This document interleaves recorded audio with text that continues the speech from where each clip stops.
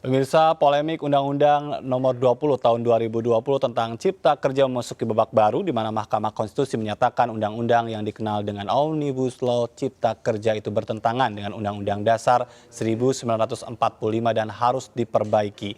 MK menyatakan pembentukan Undang-Undang Nomor 20 Tahun 2020 itu bertentangan dengan Undang-Undang Dasar. Hal ini juga tidak mempunyai kekuatan hukum mengikat secara bersyarat. MK memerintahkan kepada pembuat undang-undang untuk segera memperbaiki Undang-Undang Cipta Kerja. Apabila tidak, seluruh ketentuan dalam undang-undang tersebut dinyatakan tidak berlaku dan inkonstitusional.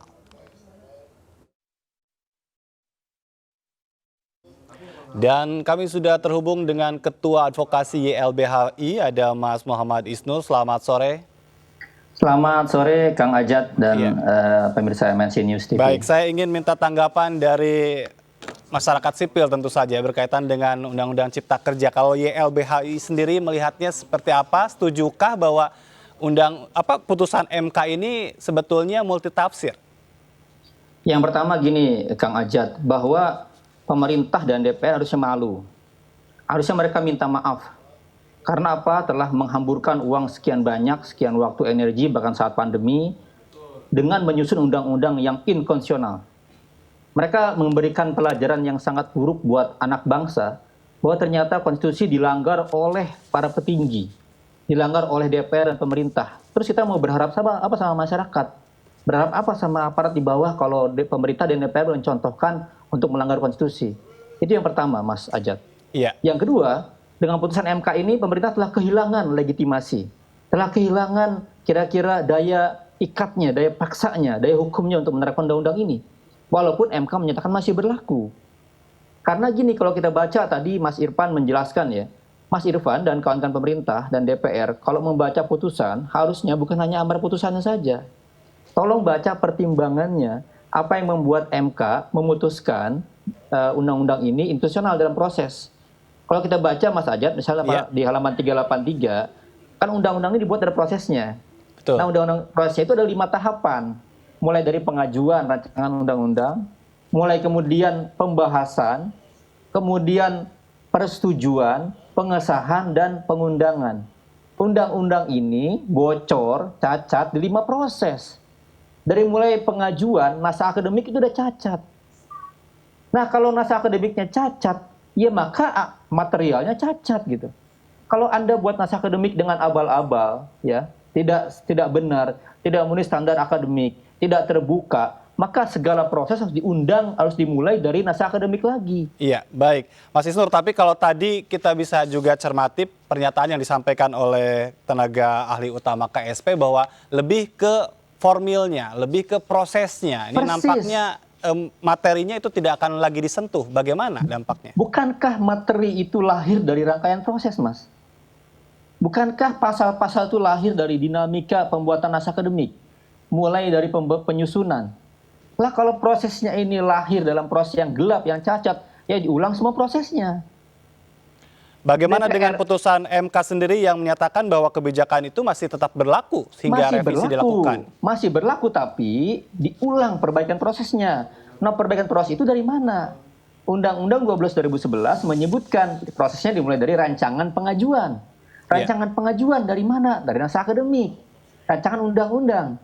Yang kedua, di putusannya juga di MK halaman 393 menyatakan ada di prinsip yang kedua. Prinsipnya apa? Prinsipnya partisipasi publik yang maksimal. Partisipasi publik yang sejati, bukan partisipasi publik yang abal-abal hanya searah. Jangan sampai kejadian di yang sebelumnya di mana Satgas itu hanya melibatkan pengusaha, Kadin dan Apindo. Tapi masyarakat, ya kan serikat buruh, masyarakat sipil nggak diundang. Nah, sekarang harus diundang sejak awal. Diundang dari mulai rancangan pengajuan. Bukan ini kemudian di ujung di DPR dibahas lagi, nggak begitu. Baik. Makanya tadi saya mengkritik ya ucapan dari Mas Ade Irfan Pulungan yang menyederhanakan putusan seperti itu. Nampak seperti nggak baca putusan. Baik, tapi pernyataan yang hampir sama juga disampaikan oleh anggota Badan Legislasi. Kemarin dinyatakan bahwa DPR lebih concern untuk memperbaiki undang-undang yang mengatur tata cara pembentukan undang-undang berkaitan dengan landasan hukum Omnibus Law. Nah, yang kedua adalah tentang dasar caranya. Itu paling ujung tuh, Mas. Jadi soal Omnibus Law ini adalah cara bagaimana mengatur undang-undangnya. Tapi cara pembuatannya, cara prosesnya dari mulai perencanaan, perancangan pengajuan, rancangan draft, daftar isian masalah, semua proses itu harus dimulai lagi dari awal karena MK menemukan kejahatannya, kekurangannya, kecacatannya di semua proses ini. Semua proses ini tidak partisipatif, tidak terbuka. Banyak hal yang MK soroti di sana, bukti-bukti tersampai di ruang sidang. Baik, Ini yang tapi saya pikir, ini yang kemudian saya ingin sampaikan bahwa jangan sampai kemudian tidak mencerdaskan kehidupan bangsa. baik, ini Jangan ada sampai- dua hal yang memang kita harus samakan ya tentang penafsiran itu. Dan Bukan berarti penafsiran, Mas. Itu betulkah? pertimbangan MK, Mas. Ya, Itu pertimbangan MK, Mas. Kenapa MK membatalkan di dalam amar putusannya? Baca pertimbangannya, rasio dendinya. baik. Rasio dendinya ada proses yang harus dilakukan di semua tahapan. Gitu. Artinya Anda melihat sebetulnya sudah jelas putusan Mahkamah Konstitusi ini? Jelas, sangat jelas sekali. Sangat jelas sekali. Yang kedua, oke masih berlaku, Mas. Saya tanya, masih berlaku ini di mana wilayah pemberlakuannya? Karena kalau baca putusan, jangan hanya baca poin 2-nya saja. Baca sampai akhir. Sampai angka 7. Di angka 7 disebutkan, untuk menangguhkan segala tindakan garis miring kebijakan yang bersifat strategis dan berdampak luas. Pertanyaannya, mana dari undang-undang ini yang tidak bersifat strategis dan berdampak luas? Bukankah undang-undang itu erga omnes? Dia berlaku secara strategis dan berdampak luas bagi seluruh elemen bangsa. Iya. Kalau begitu, maka jelas semua tindakan dari undang-undang ini yang dalam kenyataannya adalah bersifat strategis dan berdampak luas ditangguhkan semuanya. Izin-izin lingkungan yang dia akan merampas ruang hidup rakyat, akan menyingkirkan hak warga negara, tunda. Kenapa? Dia berdampak strategis. Baik, Mas Isnur, adakah hal yang memang memungkinkan untuk masyarakat menggugat jika pada prakteknya pelaksanaan tetap dilakukan terkait dengan tadi ada beberapa poin yang memang sudah dikeluarkan selama ini dari turunan Undang-Undang Cipta Kerja? Gini, yang pertama saran saya pemerintah taubat dulu. Pemerintah tuh berefleksi dulu, berkaca dulu ada kesalahan di mana di dirinya. Ini kan nggak ada kemudian merasa bersalah atas tindakan-tindakan yang amburadul itu. Ini undang-undang loh, 71 undang-undang berdampak pada setiap warga negara. Baca dulu, refleksi dulu, minta maaf dulu, akui kesalahannya di mana. Ya Dan kan, Anda sendiri perbaiki melihat kesalahannya. belum ada pernyataan itu ya? Belum ada. Ini malah kemudian mencari cara untuk melakukan kesalahan yang baru. Itu yang kami sejak awal penyusunan Undang-Undang Cipta Kerja sudah ngasih nasihat, sudah menegur, sudah mengkritik, bahkan melakukan demonstrasi besar-besaran. Tapi nggak dengar. Ini setelah kemudian MK memutus bersalah, memutus melanggar konstitusi, masih nggak dengar juga.